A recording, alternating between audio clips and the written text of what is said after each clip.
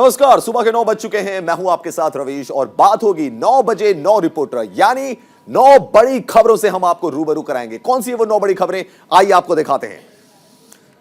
9 reporter हमारे साथ जुड़े हैं और जो बड़ी खबरें 9 उनकी अपडेट हम आपको देंगे। हमारे साथ संजीव राय जुड़ रहे हैं पटना से, राजीव तिवारी हैं दिल्ली से, दीपक चावला जुड़ेंगे जयपुर से लाइव हमारे साथ, अली शरर भी होंगे दिल्ली से लाइव, शेखर त्रिवेदी होंगे लखनऊ से लाइव, इसके अलावा दीपक चौबे दिल्ली से लाइव जुड़ेंगे, शिशिर उपाध्याय रायपुर से लाइव होंगे, मनीषा ढिंडोरिया हमारी संवाददाता दिल्ली से हमारे साथ जुड़ेंगी और रवि शराफ भी होंगे हमारे साथ दिल्ली से लाइव। ये 9 रिपोर्टर हैं जो आपको आज की बड़ी खबरें बताएंगे। तो सबसे पहले बात करते हैं बिहार की। बिहार में जहरीली शराब से अब तक 73 लोगों की मौत हो चुकी है। कई लोग अस्पतालों में मौत से जंग लड़ रहे हैं। शराब के कहर की वजह से कई गांवों में मातम छा गया है।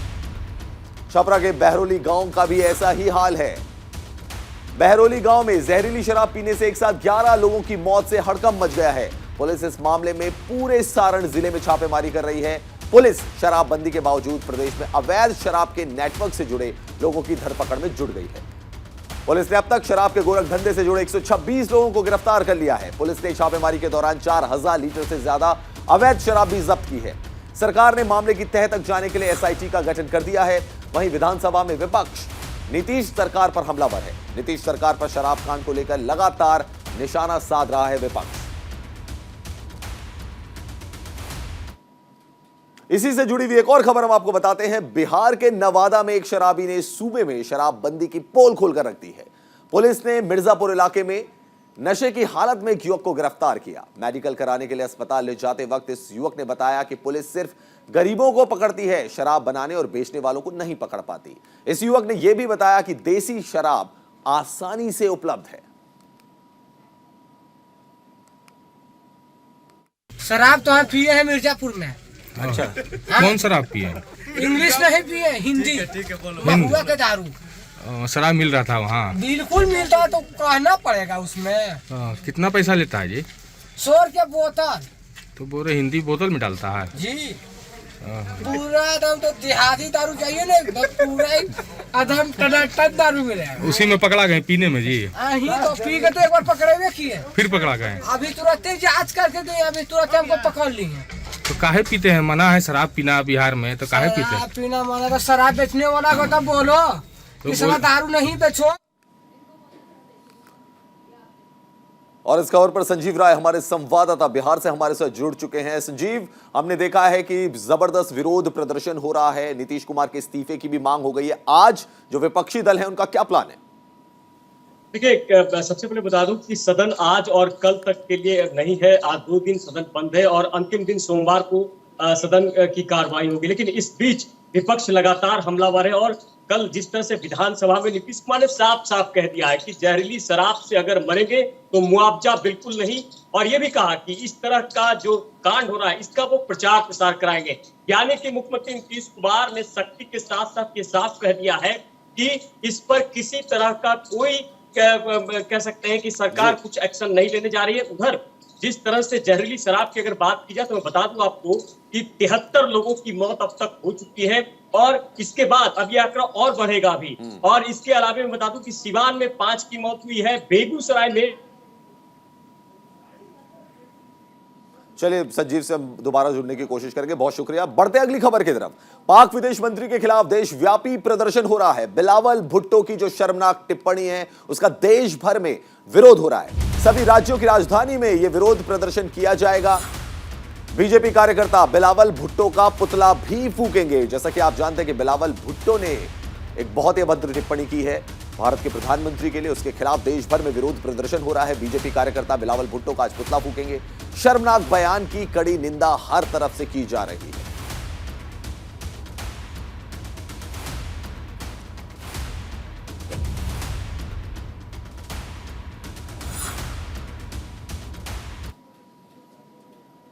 तो राजीव तिवारी हमारे संवाददाता दिल्ली से हमारे साथ जुड़ गए हैं। राजीव, कल भी हमने देखा था काफी विरोध प्रदर्शन हुआ था बिलावल भुट्टो के उस बयान को लेकर। आज बीजेपी के जो कार्यकर्ता हैं वो क्या कुछ करने वाले हैं?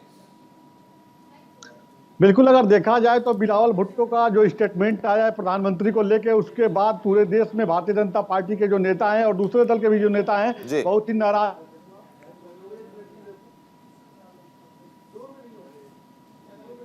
तो राजीव तिवारी हमारे संवाददाता हमारे साथ जुड़े हुए हैं। इस बीच हम आपको बता रहे हैं कि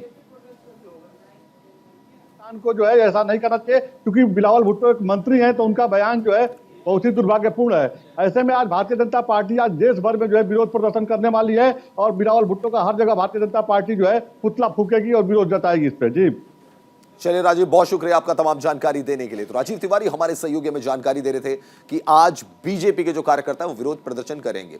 चलिए बढ़ते हैं अगली खबर की तरफ, जो राजस्थान से है। राजस्थान में गहलोत सरकार के आज 4 साल पूरे हो रहे हैं। जी हां, बड़ी खबर आपको बता रहे हैं, राजस्थान में गहलोत सरकार के 4 साल पूरे हो रहे हैं और 4 साल पूरे होने पर जश्न मनाया जाएगा।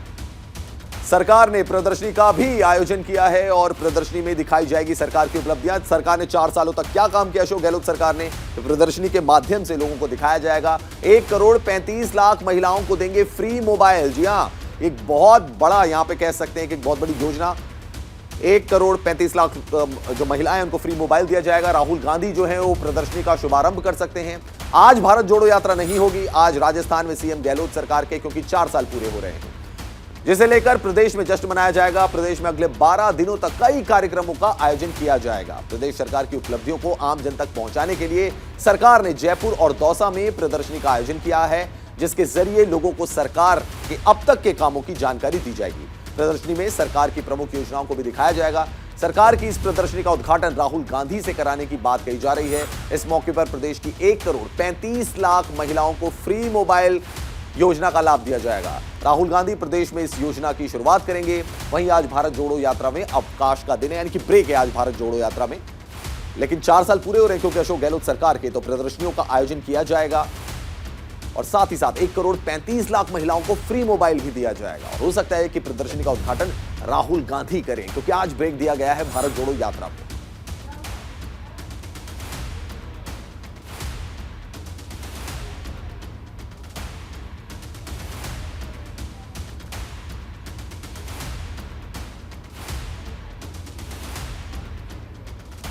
एक करोड़ 35 लाख महिलाओं को फ्री का मोबाइल भी दिया जाएगा। 4 साल पूरे होने पर यह जश्न मनाया जा रहा है। अशोक गहलोत की सरकार को 4 साल पूरे हो गए हैं। आज भारत जोड़ो यात्रा नहीं होगी क्योंकि आज अवकाश का दिन है, रेस्ट दिया गया है राजस्थान में गहलोत सरकार के, क्योंकि 4 साल पूरे हो गए हैं। जश्न मनाया जा रहा है और राहुल गांधी प्रदर्शनी का शुभारंभ भी कर सकते हैं। तो अशोक गहलोत सरकार के 4 साल पूरे हो गए हैं। जैसा कि आप जानते हैं कि राजस्थान में भारत जोड़ो यात्रा भी चल रही है, लेकिन आज उसको ब्रेक दिया जाएगा। साथ ही साथ प्रदेश में जश्न मनाया जाएगा।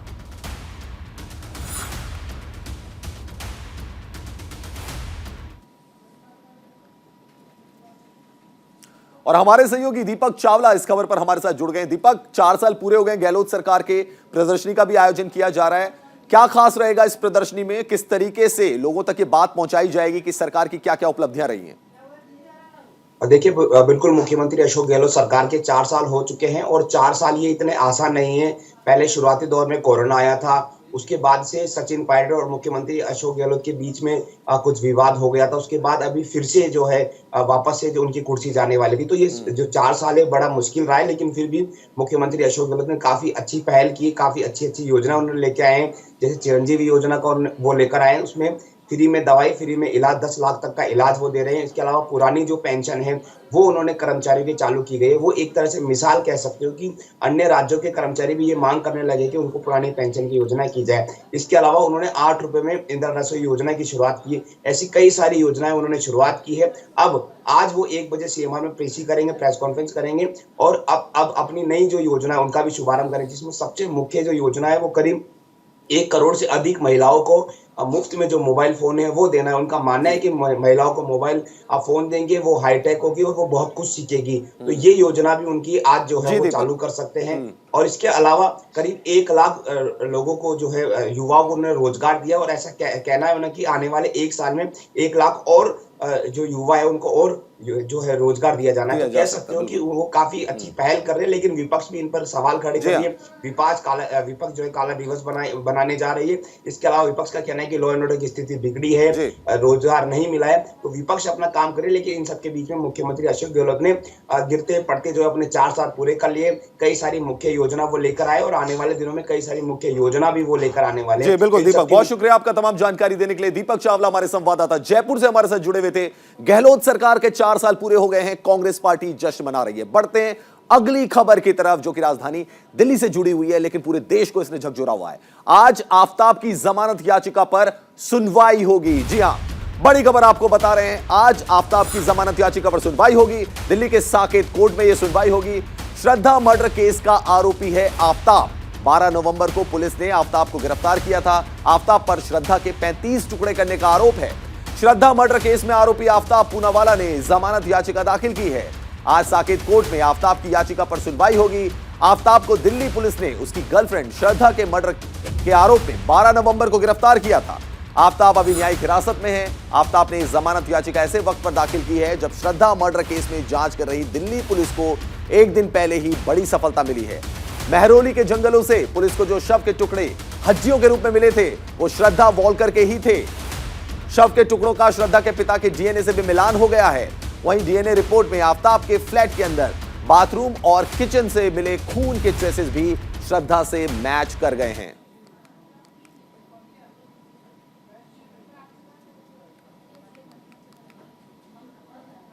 चलिए बढ़ते हैं लखनऊ की तरफ। लखनऊ की एक अदालत ने मनी लॉन्ड्रिंग के मामले में जेल में बंद पत्रकार सिद्दीकी कप्पन और 6 अन्य लोगों के खिलाफ आरोप तय कर दिए हैं। जिला जज एस पांडे की अदालत ने ईडी को आज गवाहों को पेश करने के लिए कहा है।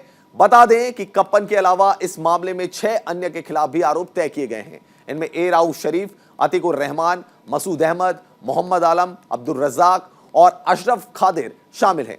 अदालत ने इन आरोपियों के खिलाफ मनी लॉन्ड्रिंग रोकथाम कानून के तहत आरोप तय किए हैं। पुलिस ने कप्पन के खिलाफ जाति आधारित दंगा भड़काने का इरादा रखने और सांप्रदायिक सौहार्द बिगाड़ने का मामला भी दर्ज किया है। इसके बाद उस पर देशद्रोह के आरोप और गैर कानूनी गतिविधियों निषेध अधिनियम के तहत भी मामला दर्ज किए गए थे।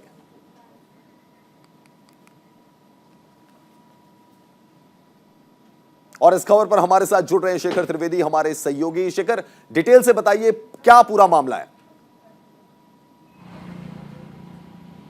देखिए, ऐसा है, जो सिद्दीक कप्पन है वो केरल का रहने वाला है और उसके ऊपर मनी लॉन्ड्रिंग समेत दंगा भड़काने और विदेशी धन को आतंकियों को मुहैया कराने, इस तरीके के तमाम आरोप थे। ये जो आरोप लगे, इसमें 3/4 पीएमएलए कोर्ट में आज इसी मामले में ईडी जो है वो अपने गवाह पेश करेगी।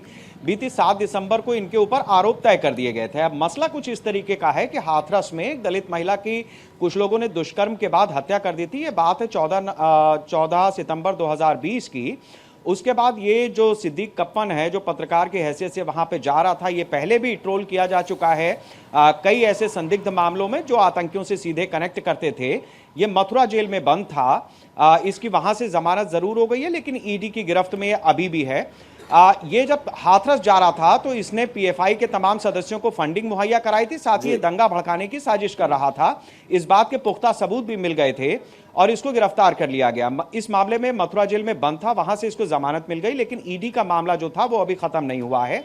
और इसी के अधीन जो बीती 7 दिसंबर को लखनऊ की पीएमएलए कोर्ट में इसको 3/4 धारा के तहत आज जो है गवाह पेश किए जाएंगे ईडी की तरफ से कि इसने मनी लॉन्ड्रिंग किस तरीके से की, पीएफआई के जो सदस्य थे उनको किस तरीके से इसने फंड मुहैया कराया। ये चूंकि पूरा एक नेटवर्क चलता है, अलग अलग जगहों से ये मनी ट्रेल होती है और उसमें जो सिद्दीक कप्पन है ये एक मुख्य किंगपिन की तरह है, जिसके पास पैसा आया और उसने फिर आतंकियों को, पीएफआई के सदस्यों को अलग अलग जगहों पर अलग अलग अकाउंट्स में मुहैया कराया।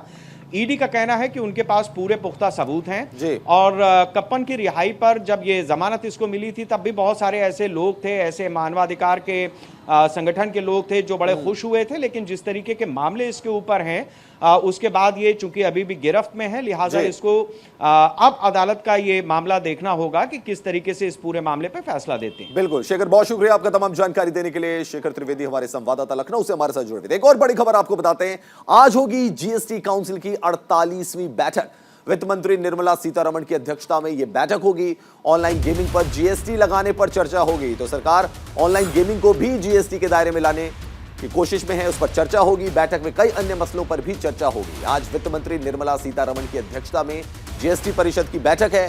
बैठक में जीएसटी से जुड़ी गड़बड़ियों को अपराध की श्रेणी से अलग करने और जीएसटी अपीलीय न्यायाधिकरण के गठन पर निर्णय किए जाने की संभावना है। बता दें आपको कि जीएसटी परिषद की विधि समिति ने रिपोर्ट में जीएसटी के तहत अपराधों के लिए केस चलाने को लेकर मौद्रिक सीमा बढ़ाने का सुझाव दिया है।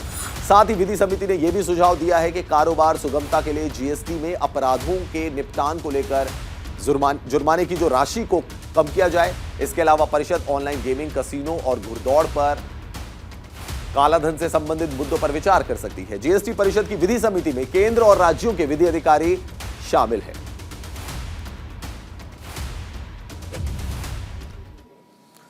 तो कुछ देर पहले हमने आपको बताया था कि गहलोत सरकार के 4 साल पूरे हो रहे हैं। अब बड़ी खबर आपको बताते हैं, भूपेश बघेल की जो सरकार है उसके भी 4 साल पूरे हो रहे हैं। छत्तीसगढ़ गौरव दिवस का आयोजन होगा। सभी जिलों में कार्यक्रम आयोजित किए जाएंगे। 4 साल की उपलब्धियां जो हैं वो बताई जाएगी। तो छत्तीसगढ़ गौरव दिवस का आयोजन किया जाएगा। सभी जिलों में कार्यक्रम होंगे। 4 साल पूरे हो रहे हैं छत्तीसगढ़ सरकार के। पूरे प्रदेश में जश्न मनाने की तैयारियां हैं। सरकार की उपलब्धियों को बताया जाएगा। भूपेश बघेल सरकार के भी 4 साल पूरे हो रहे हैं। छत्तीसगढ़, राजस्थान, 2 ऐसे प्रदेश जहां कांग्रेस की सरकारें रही हैं बीते सालों में। राजस्थान में भी 4 साल पूरे हो रहे हैं, छत्तीसगढ़ में भी 4 साल पूरे हो रहे हैं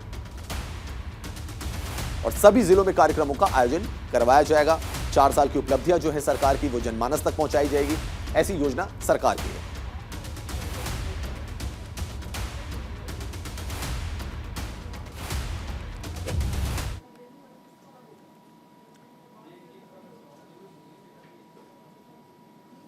और हमारे सहयोगी शिशिर उपाध्याय हमारे साथ रायपुर से लाइव जुड़ चुके हैं। सीधा रुख करते हैं शिशिर का। शिशिर, क्या क्या कार्यक्रम रहने वाले हैं? सरकार ने क्या योजना बना रखी है? 4 साल पूरे हो रहे हैं, कैसे सेलिब्रेट करना चाहती है सरकार? भूपेश बघेल सरकार चूंकि पूरी तरह से चुनावी मोड में है और इसके पहले भी ये भूपेश बघेल जी कांग्रेस के संकट मोचक के रूप में कहीं भी कोई कांग्रेस की स्थिति कमजोर होती है तो भूपेश बघेल को आवाज दी जाती है।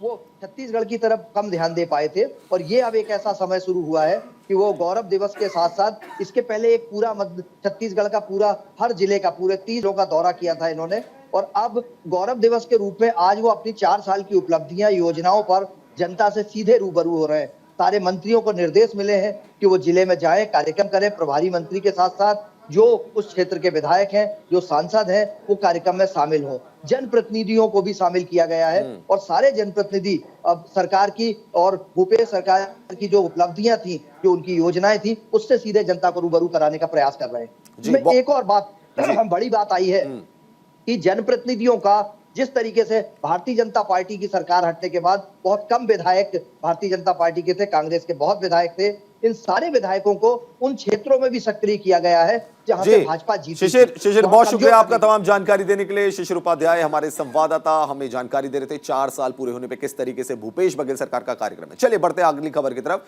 रिलीज से पहले ही विवादों में घिर गई है शाहरुख खान की फिल्म पठान। जी हां, दीपिका की ड्रेस को लेकर विरोध हो रहा है पूरे देश में और फिल्म पर बैन लगाने की मांग भी उठाई जा रही है। फिल्म के गाने बेशर्म रंग का विरोध हो रहा है। हिंदू और मुस्लिम संगठनों ने इस गाने का विरोध किया है। हिंदू सेना की सिनेमाघर मालिकों को चेतावनी है, नुकसान के खुद जिम्मेदार होंगे। हिंदू सेना का कहना है थिएटर मालिकों को कि नुकसान के खुद जिम्मेदार होंगे। शाहरुख खान और दीपिका पादुकोण की फिल्म पठान रिलीज से पहले ही विवादों में घिरती नजर आ रही है। फिल्म के गाने बेशर्म रंग में दीपिका की ड्रेस को लेकर विरोध किया जा रहा है, तो वहीं फिल्म पर बैन लगाने की मांग भी उठ रही है। फिल्म पठान का विरोध न सिर्फ हिंदू संगठन कर रहे हैं बल्कि कुछ मुस्लिम संगठनों ने भी फिल्म पर रोक लगाने की मांग की है। हिंदू संगठन ने सेंसर बोर्ड से फिल्म पठान पर बैन लगाने की मांग की है। हिंदू सेना ने सिनेमाघरों के मालिकों को भी धमकी दी है। एक वीडियो के जरिए चेतावनी दी गई है, अगर फिल्म रिलीज की गई तो नुकसान के जिम्मेदार वो खुद होंगे।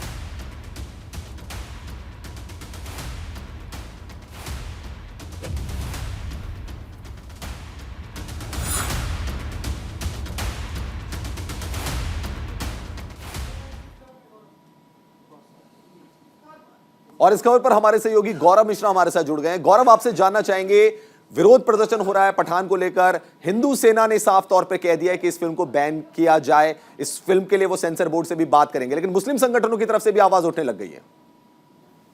बिल्कुल, देखिए, फिल्म पठान को लेकर के पूरे देश में लगातार जो विरोध प्रदर्शन हो रहा है, दरअसल उसमें 2 बातों को लेकर के कड़ी आपत्ति। हालांकि शाहरुख खान की जो ये फिल्म है काफी लंबे अरसे बाद 4 साल बाद उन्होंने कोई फिल्म रिलीज की है और उसके गाने पर ही पहले बवाल शुरू हो गया, क्योंकि जो फिल्म की अभिनेत्री है दीपिका पादुकोण, उन्होंने जो कपड़े पहने हैं, जो आउटफिट है उनका, वो भगवा कलर का है। तो अयोध्या में तमाम जो संत समाज के लोग हैं उनका ये कहना है कि कहीं ना कहीं ये सनातन संस्कृति का अपमान कर रहे हैं, जिस तरीके से उसमें बोल्ड सीन दिए जा रहे हैं और भगवा जी। वस्त्र में दिखाया गया है। हिंदू सेना ने भी इस बात को कहा है कि इस फिल्म को रिलीज नहीं होने देंगे दिल्ली के अंदर। इसके अलावा हनुमानगढ़ी के जो महंत हैं अयोध्या में, राजू दास, उनका कहना है कि जिस भी सिनेमा हॉल में अगर इस तरीके की पिक्चर लगती है तो वो हॉल को ही जला देंगे। तो अभी से इस तरीके के जो बयान है वो आने जी। शुरू हो चुके हैं। इसके जी। अलावा अगर हम मध्य प्रदेश की बात करें, वहां के गृह मंत्री नरोत्तम मिश्रा ने भी इस बात को जी। कहा है कि अगर मध्य प्रदेश के अंदर इस फिल्म को जी हाँ रिलीज गौरव, करना हम है देख या सकते फिर हैं कि पूरे देश में और बहुत सारे जो संगठन हैं उन्होंने विरोध जताना शुरू कर दिया है पठान को लेकर। पठान का गाना जो